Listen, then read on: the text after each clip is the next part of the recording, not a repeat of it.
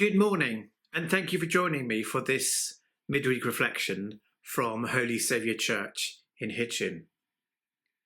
Unless you've been really very well hidden away recently, you will know that last week this country had a general election. And many of you might be tempted to say, well, so what? Politicians, they're all the same. None of them ever changes anything.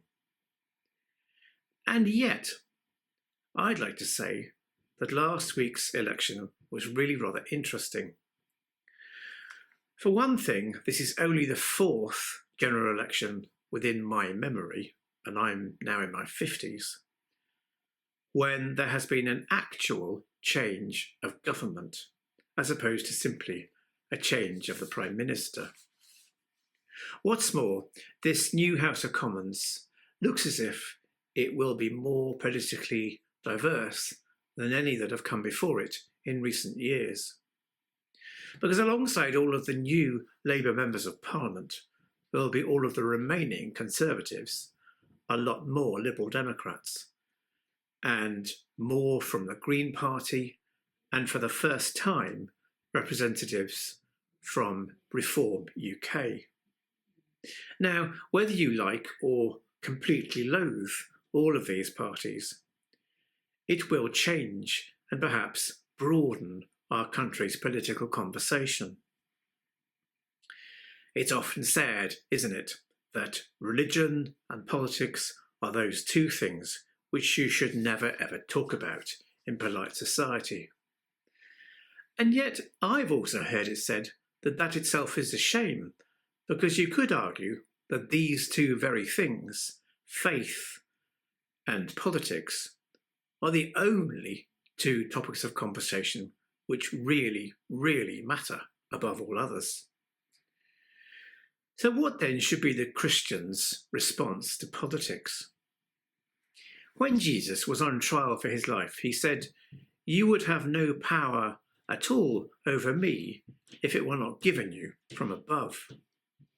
In other words, in the presence of the representative of the most powerful state on earth at the time, namely Pontius Pilate, Jesus sets the issue of God and authority in perspective. The Apostle Paul said that real power belongs to God alone. Christians do have to have respect for government. In the New Testament, the state exercises power by God's permission, and for the most part exercises it responsibly. Paul is impressed by a framework of law and order which allows right to be rewarded and wrong to be punished. The writer of the book of the Acts of the Apostles is careful to point out how the Roman authorities were, for the most part, just men and sympathetic to the Christian cause. I think the thing that most strikes me in 2024 about politics is that reality that in huge areas of the globe, people have little or no power to choose their own government. And what's more, freedom of speech, freedom to think and do as we like, freedom to protest, an independent judiciary, all of these things, they just do not exist. We can all think of Christians whose faith has quite dramatically shaped the lives of others for good. William Wilberforce, Martin Luther King, and Nelson Mandela being very, very obvious examples. And within the tradition of British politics, Conservatives and Socialists and Liberals have all of themselves committed themselves to making their society, and indeed the world, a better place through the inspiration and through the teaching and through the values that are given to us from Jesus and from the Gospels.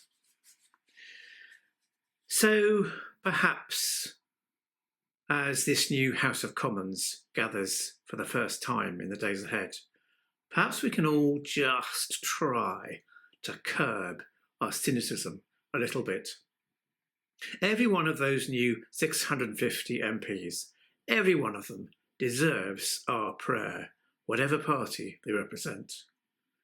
And maybe we Christians should all of us, try to take our politics very, very seriously indeed.